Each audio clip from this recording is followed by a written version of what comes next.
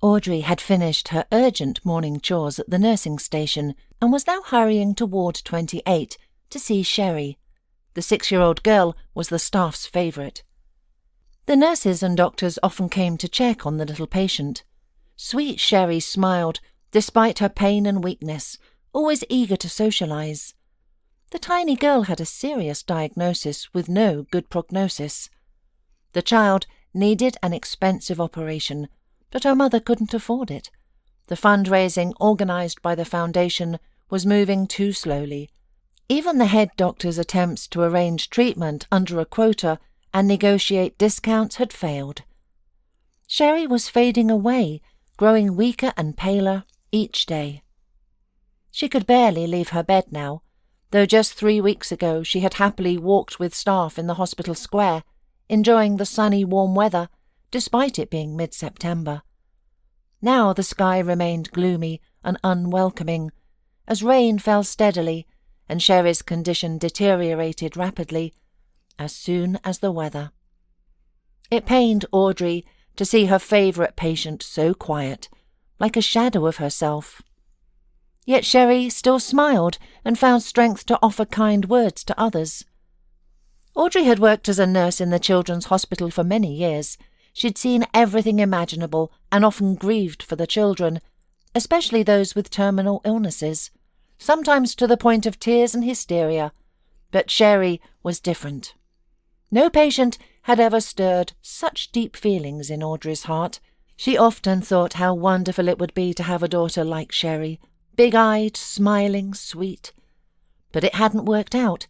Despite years of trying, children remained elusive. Audrey and her husband Bruce had undergone medical examinations. Though both were deemed healthy, with excellent compatibility, after nearly 10 years of marriage, they remained childless. At first, this hadn't bothered Audrey much. She was so in love with Bruce that it seemed unimportant whether they had children. Her husband was enough. They'd met at a movie premiere in the theatre, finding themselves seated next to each other by chance. Audrey had come with her friends, Bruce with his. In the half-darkness, amid the crunch of popcorn and muffled conversations, Audrey sat mesmerised by the screen. She was particularly taken with the lead actor, so rugged, with perfect features and a strong chin. During one especially frightening scene where her idol became trapped in a burning car, Audrey couldn't suppress a gasp. The young man beside her turned, smiled, and explained concisely how such stunts were filmed. After that, Audrey found herself stealing glances at him instead of watching the screen. He resembled a younger version of the actor, and was just as handsome. Either oblivious to her attention or pretending not to notice, he chatted with friends and made notes on his tablet. His charisma and attractiveness set Audrey's heart racing. Gathering her courage, she approached him with a question about the movie, a transparent pretext he seemed to see right through. Soon they were quietly discussing various topics, careful not to disturb other moviegoers. They introduced themselves, and Audrey learned he was Bruce, a film historian, a professional she hadn't known existed. He attended premieres, wrote reviews, covered festivals nationwide for the press, taught at the School of Arts, and edited scripts for theatre productions. Audrey's story seemed modest in comparison. She had studied at medical school without much initial interest, pressured by her father, a local dentist. When she became a nurse rather than a doctor, it disappointed her ambitious father, though he eventually accepted it. Over time, Audrey discovered she truly loved being a nurse. It felt good to help people and ease their suffering. Audrey had grown up without a mother. She had one once, of course, but never knew her. Her mother died shortly after giving birth to her daughter. Audrey was raised by her father, with help from nannies and grandmothers on both sides. By the time she met Bruce, Audrey was living on her own. Her father had given her a spacious 2-bedroom apartment in a prestigious area of the city after she finished medical school, and Audrey cherished this independence. It's hard to feel like an adult in your parents' home, especially when living in a room that had remained your childhood space for so many years. Audrey felt there was nothing remarkable about her life story. She worried Bruce wouldn't want to spend time with someone so ordinary as she considered herself. His life was entirely different from hers, filled with business trips, performances, movie screenings, and bohemian parties, interesting, vivacious women, with whom most likely there was never a dull moment. They were all unique and sophisticated, as if from another world. Audrey longed for just a glimpse into that world. Surprisingly, as Audrey shared more about herself, Bruce's interest only seemed to grow. "Wow, you have the most essential and noble profession," he said. "Sometimes I wonder who needs my work. The world could manage without film historians, but you medical workers, you're our guardian angels." Audrey disagreed with his assessment. Film historians weren't useless at all. They made the world more interesting and sophisticated, adding colour to life. That was important too, but she couldn't find the right words to express this, so she just smiled, which earned her another compliment. Audrey could hardly believe that someone like Bruce, interesting, confident, charismatic, and part of the bohemian crowd, was interested in her. It seemed incredibly simple. After the movie they walked together, discussed everything, and then kissed. Bruce looked at her in a way no one ever had before. He admired her, studied her. His words were beautiful, his eyes warm and kind. Audrey's shyness and awkwardness melted away. Soon they were dating. It was exciting and thrilling, like living in an adventure. Sometimes Audrey felt like a character in an interesting film. Everything with Bruce was fresh and new. They visited museums and attended plays together. Afterward, they would gather with Bruce's friends in someone's apartment, drinking wine and talking endlessly. These people were experts in cinema and theatre, making clever jokes and witty remarks. They sang unfamiliar but beautiful songs with meaningful lyrics on guitar, recited poetry, reminisced about the past, and dreamed about the future. Audrey met young and seasoned directors, actors and artists. Everyone knew and loved Bruce. He was at home in any company, and people valued his opinion. As Bruce's girlfriend, Audrey was automatically welcomed at these gatherings. They treated her warmly and kindly. She eventually stopped feeling self-conscious about not always being able to join the conversations. It wasn't necessary. There were always people eager to talk, and Audrey enjoyed listening. She was genuinely fascinated. These people were remarkably different from anyone Audrey had known before. Their humour, way of speaking, and style of dress set them apart. Only Kim, a young and beautiful but struggling actress, seemed to watch Audrey with unusual scrutiny, as if searching for flaws. Audrey didn't notice it at first, but when she did, it made her uneasy. Kim craved attention. She spoke loudly and inserted herself into every conversation. She often crossed personal boundaries, patting people's heads or touching their shoulders. She was especially tactile with Bruce, though he seemed oblivious. Kim was the only one who made sarcastic remarks about Audrey. Audrey would freeze, unsure how to respond. Bruce would typically smile discreetly, put his arm around Audrey's waist and say something like, "Kim is a snake. Don't take it too deep." Once, after a production, where Kim had a small role, many people came to support her, including Audrey and Bruce. It was Friday, a day off, and no one had to work the next day. After the premiere, they decided to go to a club to have fun, relax and dance. They all squeezed into Gosha, the artist's car, disregarding proper passenger capacity limits. However, in this company in general, there was a certain disregard for conventional standards and norms, for which Audrey was also incredibly impressed. Finding herself next to Kim, squeezed between two other girls, Audrey decided to pay her a compliment. "You played so wonderfully," Audrey said sincerely. She truly meant it. Despite Kim's wariness of her, Audrey genuinely liked her. "You're doing great." Kim's smile vanished instantly.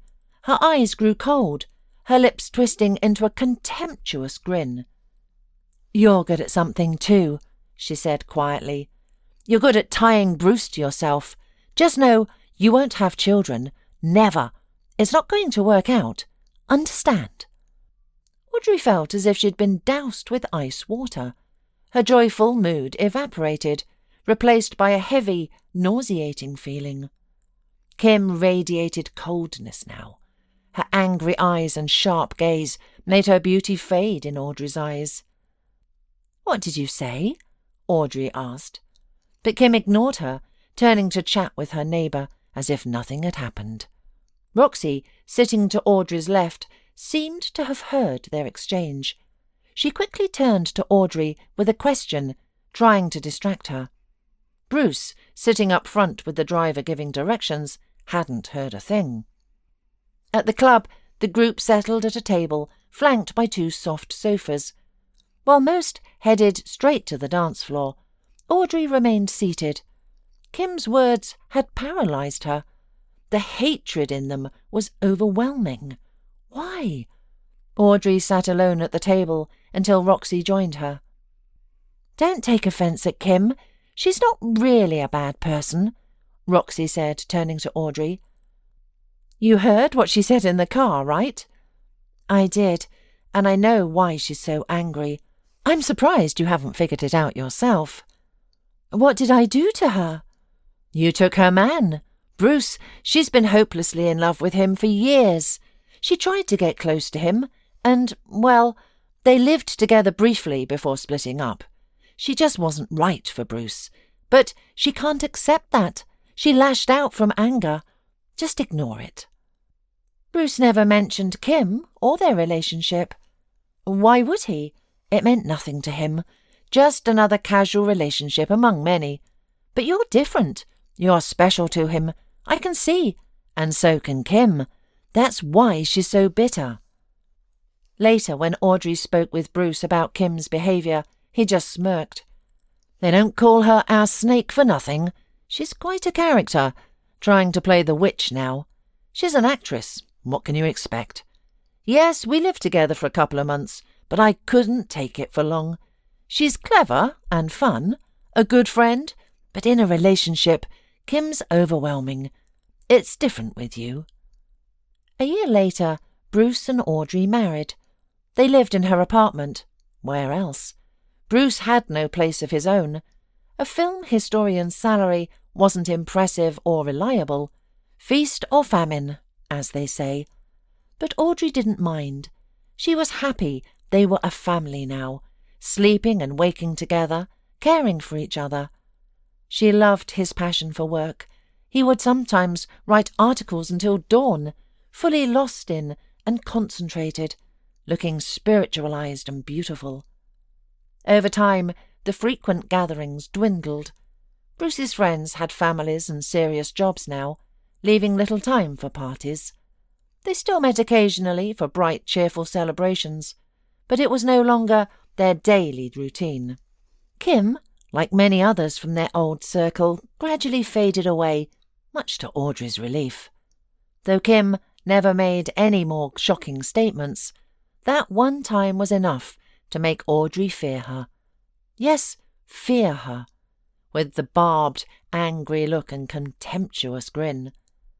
Audrey kept working as a nurse, while Bruce kept trying to become a famous critic, but success eluded him. His job was still unstable and poorly paid. Audrey could see how deeply this depressed her husband. His struggles pained her too. She tried to convince him that his income didn't matter to her. What mattered was being together and supporting each other. But Bruce remained worried. Audrey believed that fatherhood would save him, would give him new inspiration and purpose. How could it not? Bruce shared her dream of having a child, but nothing seemed to work. They tried everything: medical examinations, pilgrimages to holy sites, even visits to folk healers, all unsuccessfully. Pregnancy never came. Even after many years of marriage, when they finally tried IVF, their hopes were dashed. The procedure they'd pinned such dreams on failed. Audrey often thought about Kim's words from that day in the car. Kim had declared with certainty that Bruce and Audrey would never have children, but Audrey couldn't accept that this casually thrown phrase held any real meaning. Their struggles with fertility seemed merely coincidental until fate forced her to see things differently.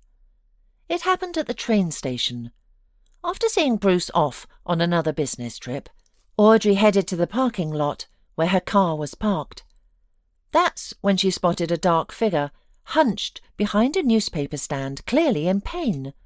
Audrey rushed to help, while others walked past, unwilling to get involved or absorbed in their own affairs. Most likely, they assumed the figure was just another drunk or homeless person. But to Audrey, even the homeless and alcoholics deserved help. As she approached, Audrey realized she was looking at a young Roma woman, no more than 17 or 18. The girl's face was ashen, despite her dark complexion, her huge black eyes filled with pain, her forehead damp with sweat. "What's wrong?" Audrey asked. The woman clutched her stomach in response. Then Audrey noticed her rounded, tense belly. The Roma woman was in labour, with regular, painful contractions. There was no time to waste. "I'll call an ambulance." "You need to go to the hospital." "No, take me to the countryside where our camp is. They'll help me there." "You really should go to the hospital."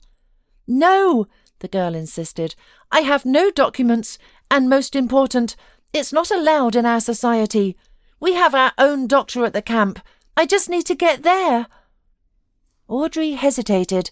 The labouring woman was adamant, and leaving her at the station wasn't an option. Perhaps they did have medical help at their camp. People had been giving birth outside hospitals for centuries. Later, Audrey wondered if the Roma woman had somehow influenced her decision through hypnosis.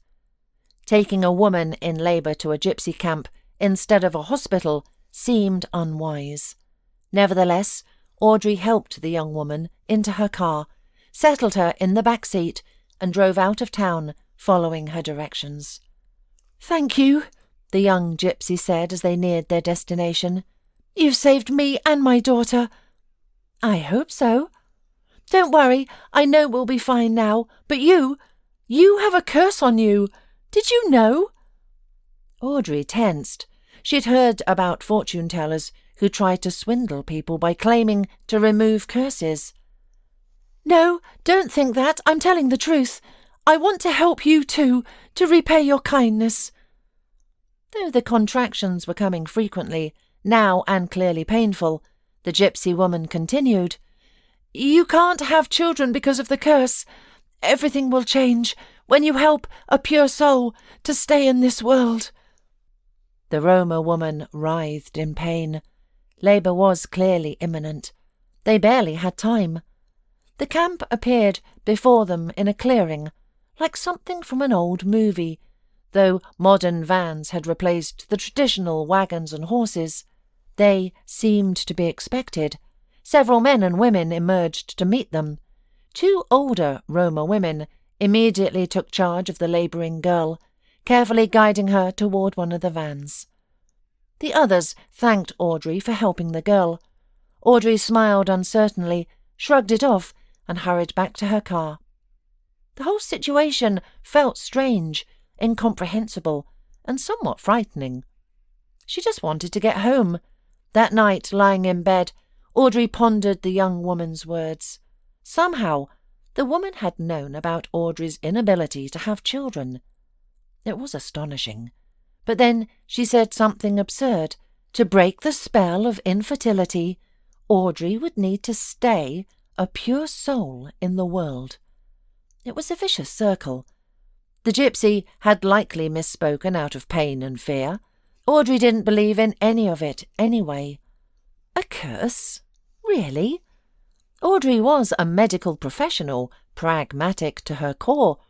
Yet Kim's words from that memorable evening in the car kept echoing in her head, robbing her of sleep. Audrey hurried to Sherry's ward, wanting to spend time with the girl. Children need so much attention. Seriously ill children usually stay with their mothers, but Sherry was alone. Her mother, Lena, was struggling to raise 2 children by herself, Sherry and her little brother James. Audrey knew James well. He was a wonderful child, bright like his sister. He would bring toys to cheer up Sherry and draw pictures for her. Sherry always asked to have them hung above her bed. They were such sweet, friendly children. Lena worked 2 jobs just to stay afloat. Their father had died. Then another tragedy struck. Sherry was diagnosed with a serious illness. Lena grew gaunt and pale. She was running herself ragged, barely managing to cope. Audrey's heart ached for her.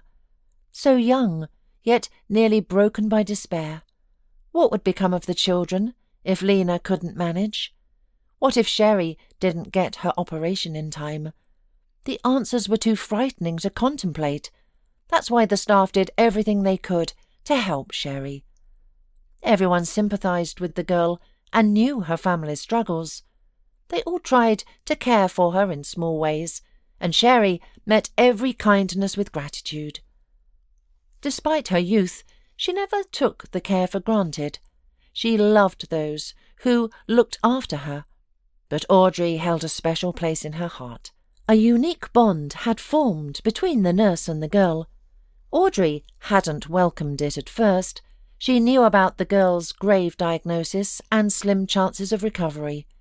Audrey also knew they probably wouldn't raise enough money for the operation in time. She dreaded what might happen to Sherry, but she tried not to dwell on it, especially now that she had formed a plan she hadn't shared with anyone yet. She wasn't certain if it would succeed. Audrey understood too well the pain of losing someone dear, that all-consuming anguish that drowns out everything else. The wound that never truly heals, the thoughts that exhaust you. Time doesn't heal, it only helps you adjust to the loss, learn to live with it somehow. Audrey feared experiencing those feelings again. Just 5 months ago, she had lost her father, her only remaining family. They'd been at odds lately, because of Bruce. Her father insisted that her husband was taking advantage of her, living off her income when it should have been the reverse.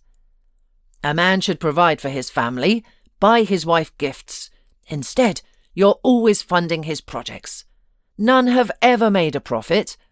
You pay for his festival tickets, and what does he do in return? Her father believed Bruce was manipulating her, feigning love to exploit her. What could Audrey say? She understood how it looked. She did earn significantly more than Bruce. They lived in her apartment, and she covered most expenses. Her father even sent her monthly allowances for personal treats. But Bruce was kind-hearted and tried his best. He worked nights now, travelling frequently for business, hoping to earn more. That's why they were growing distant. They used to be inseparable, but Audrey never complained or started arguments about it. She understood how important a career was for a man.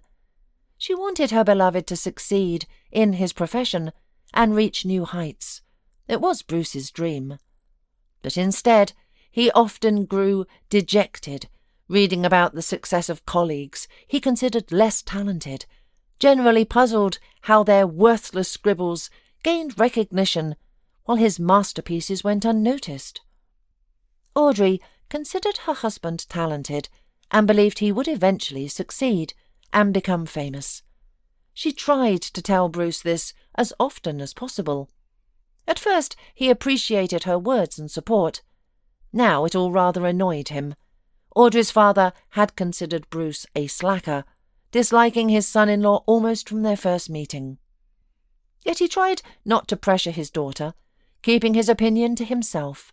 Only in the last year of his life did he begin making unflattering remarks about Bruce. His father's health was failing. After retiring from his beloved work, the elderly man grew listless. Audrey visited him more frequently. They would talk over tea in a way they never had before. Though usually a man of few words, it was as if he was finally opening his soul to his daughter. "I don't have long, Audrey." "Don't say that. What are you talking about?" "We must face the truth. My heart is failing. My motor's getting weak. Miracles don't happen, and I can't leave with peace of mind. You're Bruce. I don't think he can take care of you." "Dad, stop it. You'll live 100 years. "Daughter, maybe Bruce isn't so bad as I think about him, but at least keep him out of the inheritance I'm leaving you. He'll squander it on all his projects. This money is for your foundation, for a quiet, independent life." Audrey couldn't bear to imagine a world without her father. These conversations terrified her, but eventually her father proved right. He collapsed one day on the street. Though neighbours called an ambulance, the elderly man didn't survive the trip to the hospital. Audrey took a long time to recover. Bruce was perpetually absent, endless business trips and late nights at work. She faced her grief alone. Now, almost 5 months had passed since that terrible day. Soon Audrey would receive a significant inheritance, an expensive car, an apartment in the city centre, and a substantial sum in the bank. Bruce was already anticipating it. He constantly discussed how they would spend the money. He had no doubt he would finally buy the car of his dreams, and just as Audrey's father had warned, Bruce planned to use the money for yet another project. But Audrey had made her decision. She would handle the inheritance as she saw fit. She hadn't told Bruce her plans yet. He would likely try to dissuade her, subjecting her to weeks of pressure. He would find out after the fact, when it was too late to change anything, so Audrey remained silent. She tried not to dwell on how her husband would react to her decision. He used to be so different. In their early days, he seemed to read her thoughts and share her dreams completely. They saw the world through the same lens. But after their wedding, Bruce had gradually changed. Now he would certainly neither understand nor approve of her actions. But there was no other way. Audrey had made up her mind. Ward 28. Audrey entered with a smile. Little Sherry lay on the bed, her long blonde hair spread across the pillow, dampness on her forehead. The girl was resting before her next test, which would surely strain her fragile body. The hardest part was that Sherry knew another attack was inevitable, yet she seemed to consciously savour these peaceful moments. "Hello, Princess," Audrey smiled, approaching to check her temperature. The cool forehead brought her relief. "Hi." Sherry brightened at the sight of her familiar friend. "You've already come." "Of course I came. I missed you terribly." "I missed you too. Shall I guess what you dreamed?" Sherry asked with a weak but sly smile. This was their ritual. Each morning Sherry would guess Audrey's dreams, describing magical tales of princesses, unicorns, and brave princes. Her imagination was boundless. Audrey wished she could truly have such beautiful, vibrant dreams. As Sherry spoke in her soft, weak voice, Audrey watched her and grew more certain of her decision. Yes, she would do it. As soon as she accessed her inheritance, she would transfer the funds needed for Sherry's expensive operation. It would consume almost all the money her father had left her, but Audrey felt no regret, not even slightly. These funds would save this precious girl's life. Her father would surely be proud of her choice, and glad to know his life savings would serve such a purpose. His years of work would not have been in vain. Bruce, of course, would not be happy. He would be angry, shout, and eventually accept the situation. After all, It wasn't his right to decide. Sherry got tired from the morning's conversation. Audrey noticed this, stroked the girl's blonde hair, and suggested reading a story. On the bedside table lay a thick book with bright pictures and stories about princes and princesses that Sherry loved so much. Audrey often read to her. The girl would listen attentively and almost always drift off to sleep. That was good. Sherry needed strength to fight the disease. "Oh, yes, please read," Sherry rejoiced. "The one about how the princess made the witch good. That's my favourite fairy tale." "As you wish." Audrey took the book, opened it to the right page, and began to read. Of course, a few days later, Bruce was furious. When Audrey told him everything, he even knocked things over in his rage. But it was all useless. The money for Sherry's operation was already in the hospital's account. "I cannot believe you did this to me," he fumed. "We're married, all these years together, and what? My opinion means nothing to you." "This girl will die without surgery, and very soon," Audrey repeated. "It doesn't matter. Every day someone dies without treatment. Girls, boys, men, women. You can't save everyone." Audrey remained silent. She couldn't explain to Bruce that Sherry wasn't a stranger to her. He wouldn't understand. Bruce raged for an hour, trying to figure out if the money could be returned. According to the rules, Audrey could withdraw her payment within a week, but she firmly told her husband she wouldn't. Finally, Bruce slammed the door and left the house. Where was he going? When would he return? He didn't bother to tell the confused Audrey any of this. Well, that was his right. He had reason to be offended. Audrey lay down on the bed, hugging her pillow. Her heart was heavy. She still loved Bruce, of course, and felt sorry for him. She wished he could understand her as he had before he changed so dramatically. Or perhaps her father was right. Maybe Bruce had just pretended at the beginning of their relationship to be the perfect spouse for a wealthy man's daughter. No. The way Bruce had looked at her back then, that couldn't be faked. Those words that made her head spin. It still sometimes happened. Rarely, but still. He'll get over it. He'll understand. Audrey would try again to explain how important it was to save Sherry. No one else could help that little girl. The fundraising was moving slowly. The amount needed was substantial. Finally, she managed to convince herself that everything would work out in the end. At a cafe table sat a striking couple, a handsome man and a woman who looked like a movie star. They were deep in heated conversation, their coffee gone cold, completely absorbed in conversation. "A week," the man was saying. "We only have a week, then it'll be too late." "What a worthless hag! I always knew she was trouble, but this much. But don't worry, my plan will work perfectly." "I don't know. It's risky." "Don't be a coward. It'll all work out. We'll make it look like she took the pills herself. You'll confirm her behaviour has been strange lately. She'll be declared incompetent, and her recent actions will be challenged in court, including this money transfer. You, as her sole legal heir, will recover the money from the fund, and everything will be even better than we planned." What if we're caught? I don't want to go to prison." "You won't get caught. Put this medicine in her water, and when it's done, place the empty packets beside her. It works quickly, I've heard. It'll be smooth. No one will know. She'll drink the water herself. You won't be the one administering it. And the money?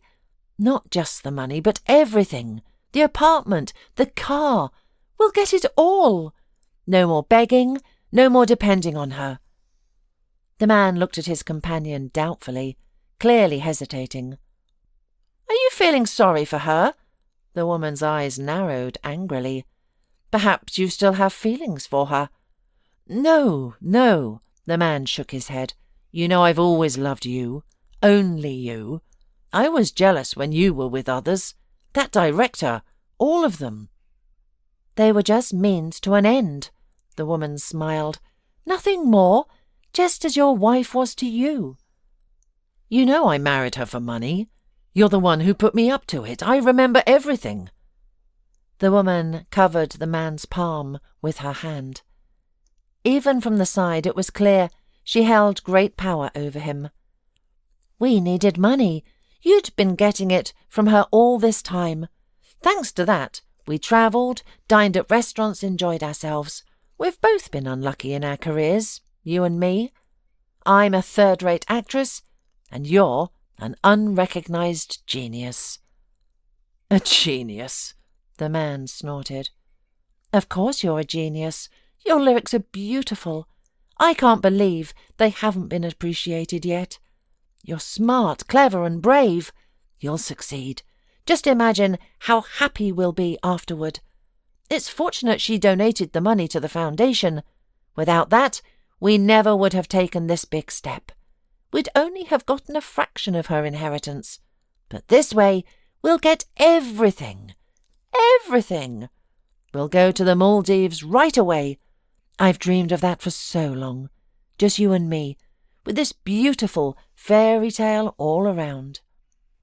The woman's last words seemed to finally convince the man. His expression showed he had made up his mind. "I'll do it," he said, looking into his beautiful companion's eyes. "For you, I'm ready to do anything." They lingered in the cafe a while longer. Then the man paid, took his companion by the elbow, and they strolled leisurely to the exit. They thought no one could hear them. They spoke quietly, almost in whispers. No one they knew was around. But the couple paid no attention to the blonde woman and little boy at the next table.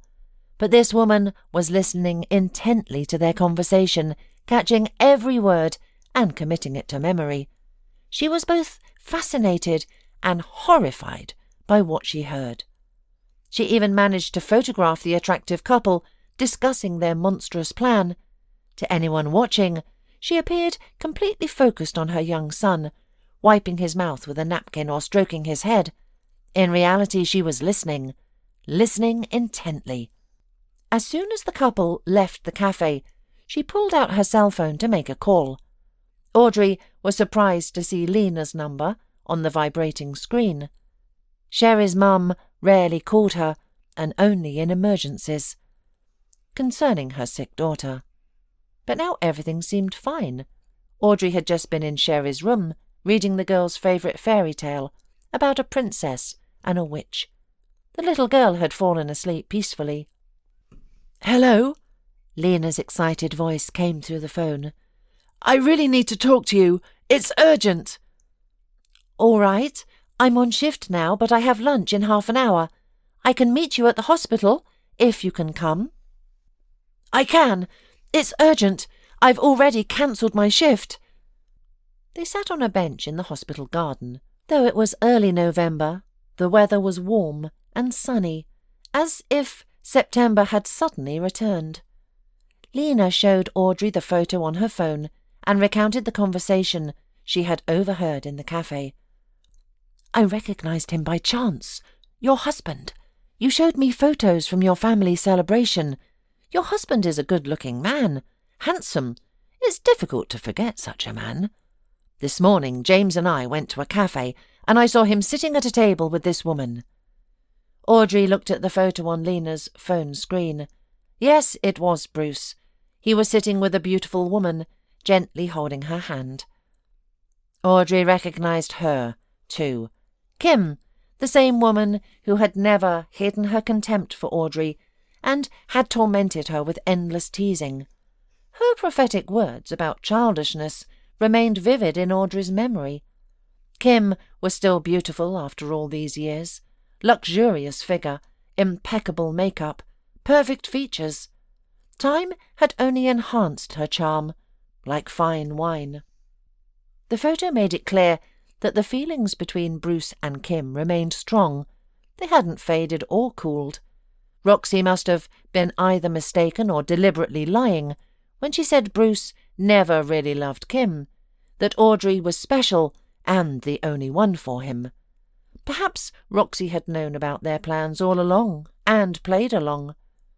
Lena's words were monstrous, but Audrey believed every one. After all, why would she lie? What would be the point? Lena had been so grateful when she discovered who had transferred the missing portion of money. She had even cried, making Audrey uncomfortable. But Lena wouldn't stop expressing her gratitude, insisting she would do anything for her daughter's saviour. Audrey had done more than just transfer the money. She had handled all the organisational aspects. Besides, as a medical professional, she understood the nuances better than Lena. Audrey even requested unscheduled leave to accompany the girl to another city for surgery. She wanted to stay close to Sherry during that time. Lena wasn't familiar with medical procedures. She might get confused. No, Lena wouldn't fabricate such a story. Besides, there were photographs. They revealed more clearly than words could that Bruce and Kim, that deep feelings existed between them. They want to get rid of you for the money, to recover the money you sent to the foundation, and make it appear like you did it yourself. They plan to poison you with some medicine. Oh my gosh, it's terrifying. Don't consume anything at home, no food or drink. In fact, we should go to the police. Though they spoke quietly, I heard everything clearly. I'll testify as a witness. You mustn't be alone with that dangerous man. Audrey shared Lena's thoughts. She couldn't maintain a facade of ignorance about Bruce. Lena was right. He truly was dangerous. Dangerous enough to contemplate such a thing. No. Perhaps Bruce would have backed out, might have changed his mind at the last moment.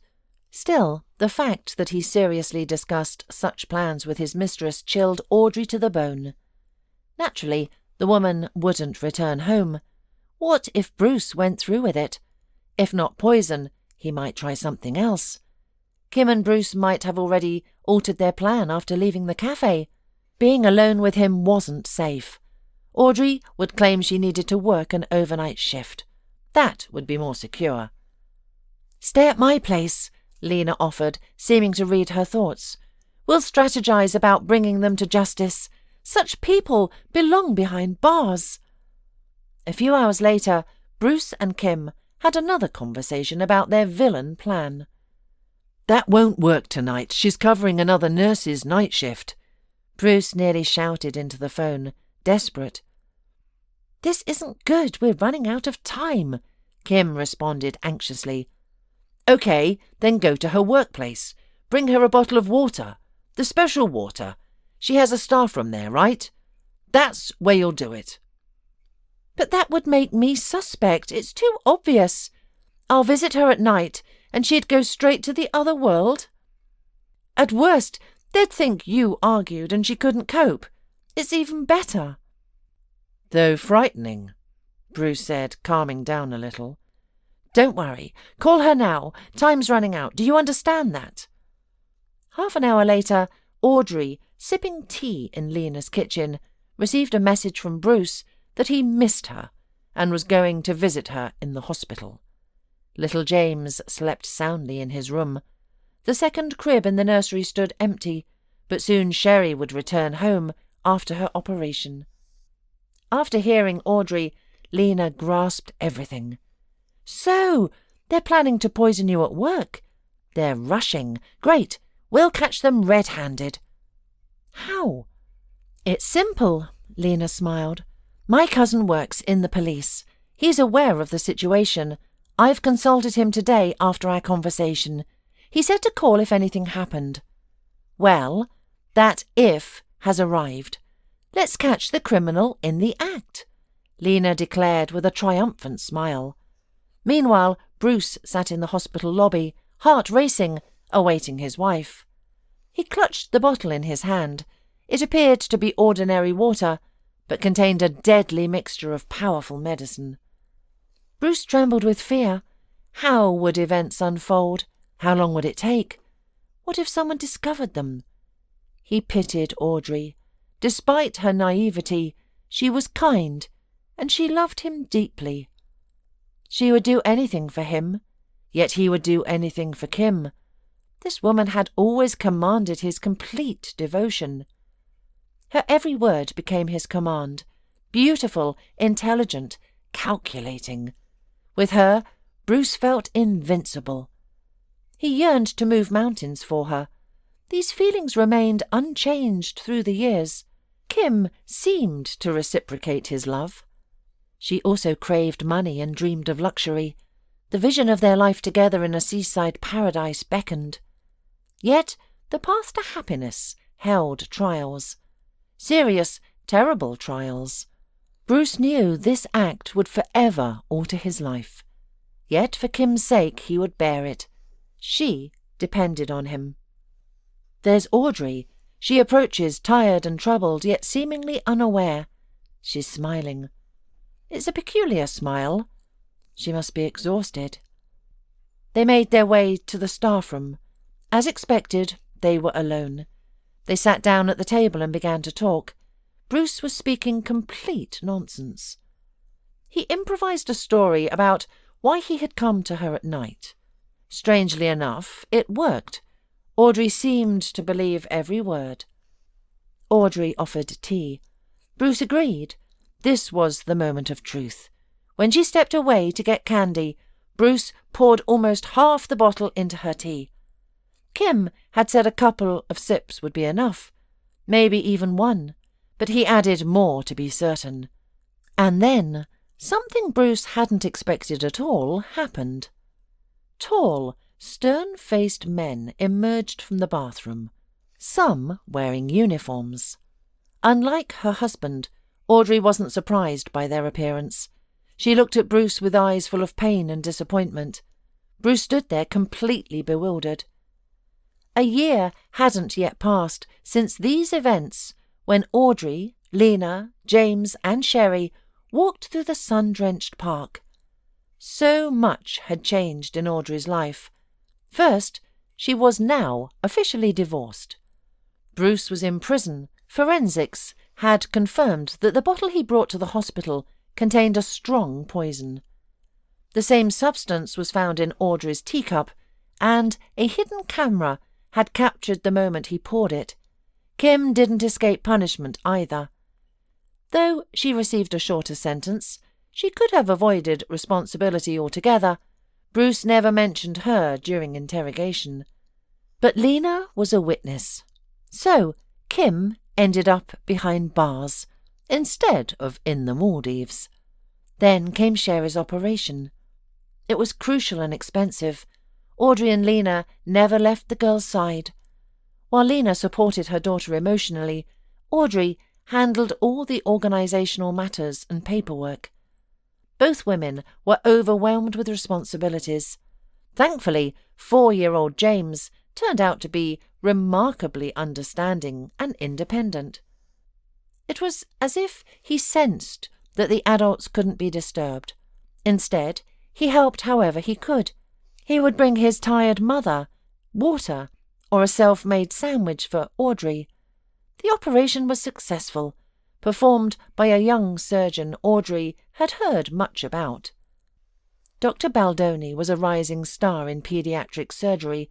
Audrey had specifically chosen him. Sherry, knowing his reputation as the best in his field, he took special interest in Sherry's case.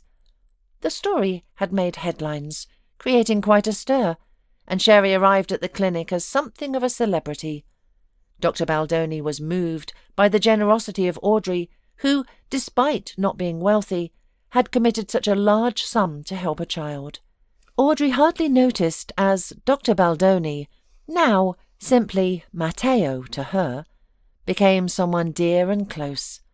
It happened naturally and gradually. They discussed Sherry's health and the remarkable story of the little girl and her devoted nurse.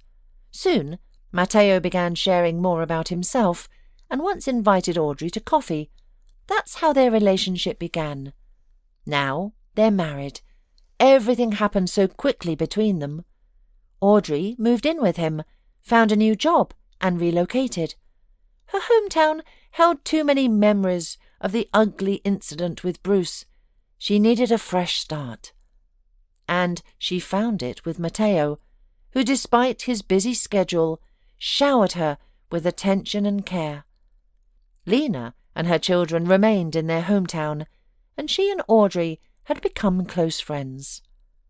More than friends, really, they were like sisters. It was a beautiful thing. Lena and her children visited Audrey regularly, both for companionship and checkups.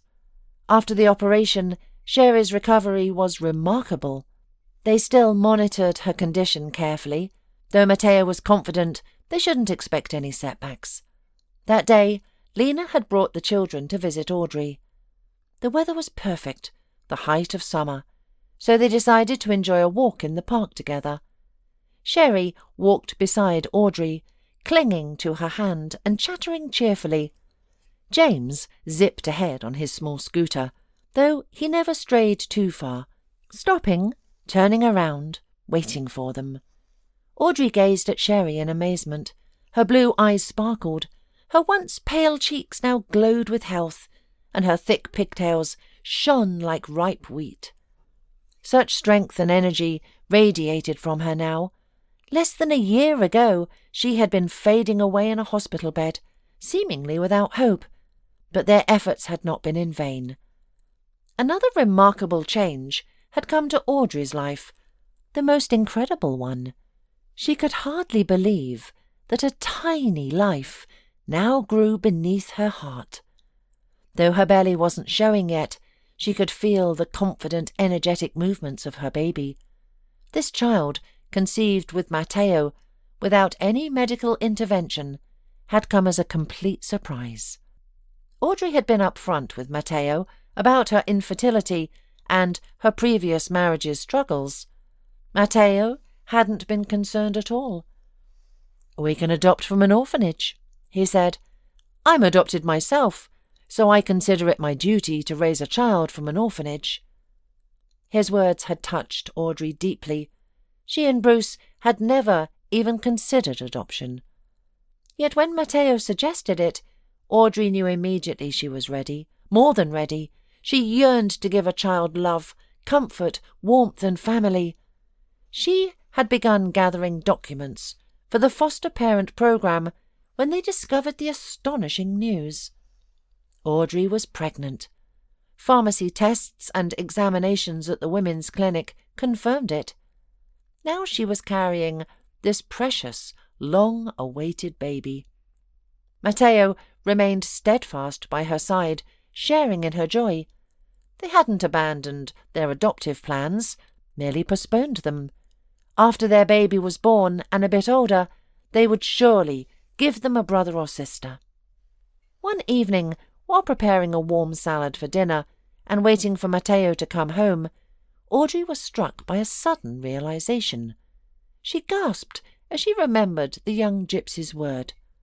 The curse would lift when Audrey helped to stay a pure soul in this world. Back then, it had made no sense. How could she do it when she couldn't bear children? Even the finest doctors couldn't help her. Now Audrey understood. Sherry was that pure soul. By saving her, by funding her treatment, Audrey had fulfilled the prophecy. She had freed herself from an unfaithful husband, found true love, and now carried a child of her own. Audrey remained sceptical about fortune-telling and curses, yet she couldn't deny that the gypsy woman's words had come true. "How about some ice cream?" she called to James and Sherry as they passed a kiosk on this scorching day. The children clapped their hands in delight. "You spoil them," Lena said with a smile. "Every child deserves someone to spoil them," Audrey replied, leading Sherry and James toward the kiosk.